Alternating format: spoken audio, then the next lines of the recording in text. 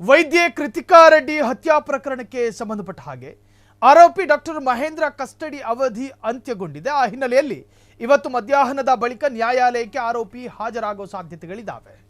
ವೈದ್ಯ ಕೃತಿಕಾ ರೆಡ್ಡಿ ಹತ್ಯಾ ಪ್ರಕರಣ, ಆ ಪ್ರಕರಣದ ಮುಖ್ಯ ಆರೋಪಿಯನ್ನ ಪೊಲೀಸರು ವಿಚಾರಣೆಗೆ ಕಸ್ಟಡಿಗೆ ಪಡೆದುಕೊಂಡಿದ್ರು. ಆ ಕಸ್ಟಡಿ ಅವಧಿ ಅಂತ್ಯ ಆಗಿದೆ. ನ್ಯಾಯಾಲಯದ ಅನುಮತಿಯಂತೆ ಕಸ್ಟಡಿಗೆ ಕೊಡಲಾಗಿತ್ತು. ಆ ಕಸ್ಟಡಿ ಅವಧಿ ಅಂತ್ಯ ಆಗಿದೆ. ಇವತ್ತು ಸ್ವಾಭಾವಿಕವಾಗಿ ಪೊಲೀಸ್ನವರು ಆರೋಪಿಯನ್ನ ನ್ಯಾಯಾಲಯಕ್ಕೆ ಹಾಜರುಪಡಿಸ್ತಾರೆ. ಕೇಸ್ ಸಂಬಂಧ ಆರೋಪಿಯಿಂದ ಪರಿಪೂರ್ಣ ಮಾಹಿತಿ ಸಿಗದೇ ಇರುವ ಕಾರಣ ಹೆಚ್ಚುವರಿ ತನಿಖೆಗಾಗಿ ನ್ಯಾಯಾಲಯದ ಅನುಮತಿ ಕೋರೋ ಸಾಧ್ಯತೆಗಳಿರ್ತವೆ.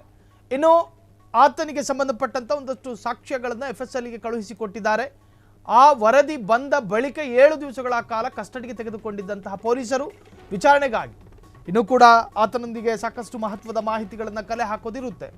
ಪೊಲೀಸರು ಸ್ವಾಭಾವಿಕವಾಗಿ ನ್ಯಾಯಾಲಯದಲ್ಲಿ ಹೆಚ್ಚುವರಿ ಕಸ್ಟಡಿ ಅವಧಿ ಬೇಕು, ನಮಗೆ ಇನ್ನೂ ಒಂದಷ್ಟು ದಿವಸಗಳು ಈತನನ್ನು ವಿಚಾರಣೆ ಮಾಡಬೇಕು, ಈ ಪ್ರಕರಣದಲ್ಲಿ ಅತ್ಯಂತ ಸೂಕ್ಷ್ಮ ಮತ್ತು ಮಹತ್ವದ ಮಾಹಿತಿಗಳು ಈತನಲ್ಲಿ ಇರೋ ಸಾಧ್ಯತೆಗಳಿದ್ದಾವೆ, ಈತನ ಕಸ್ಟಡಿ ಕೊಡಿ ಅಂಥೇಳಿ 2ನೇ ಅನುಮತಿಯನ್ನು ಕೋರಬಹುದು, ಕೊಡುವಂತಹದ್ದು ನ್ಯಾಯಾಲಯ.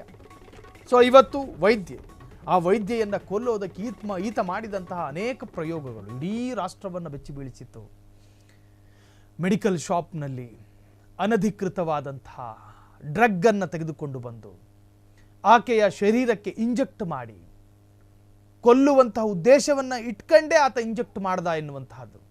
ಅದಾದ ನಂತರ ಇಡೀ ಬೇರೆ ಬೇರೆ ವಿಭಾಗಕ್ಕೆ ಕನ್ಫ್ಯೂಷನ್ ಕ್ರಿಯೇಟ್ ಮಾಡೋದಕ್ಕೋಸ್ಕರ ಆತ ಆಕೆಯನ್ನು ಭಯಂಕರ ಬುದ್ಧಿವಂತಿಕೆಯಿಂದ ಕೊಂದು ಹಾಕಿದ್ದ. ಆಕೆಯ ದೇಹದಲ್ಲಿ ಇಂಜೆಕ್ಟ್ ಮಾಡಿದ ನಂತರ ಆಕೆ ಹೆಂಗೆ ಸತ್ಲು ಅನ್ನೋದು ಕೂಡ ಎಕ್ಸ್ಪರ್ಟ್ಗಳಿಗೆ ಗೊತ್ತಾಗಬಾರದು ಅನ್ನೋ ಕಾರಣಕ್ಕೋಸ್ಕರ ಅದೇ ಡ್ರಗ್ ಅನ್ನು ಹಾಕ್ತಾನೆ. ವೈದ್ಯನಾಗಿದ್ದರಿಂದ ಆತನು ಕೂಡ ಡಾಕ್ಟ್ರೇ, ಹಾಗಾಗಿ ಆತನಿಗೆ ಗೊತ್ತಿರ್ತಾವೆ ಕೆಲವೊಂದು ಮನೆಹಾಳು ಬುದ್ಧಿಗಳು. ಆ ಬುದ್ಧಿಯನ್ನು ಪ್ರಯೋಗ ಮಾಡಿದ ಚಂದದ ಹೆಂಡತಿಯನ್ನು ಅತ್ಯಂತ ನಿರ್ಭಾವುಕನಾಗಿ ಕೊಂದು ಹಾಕಿದ್ದ.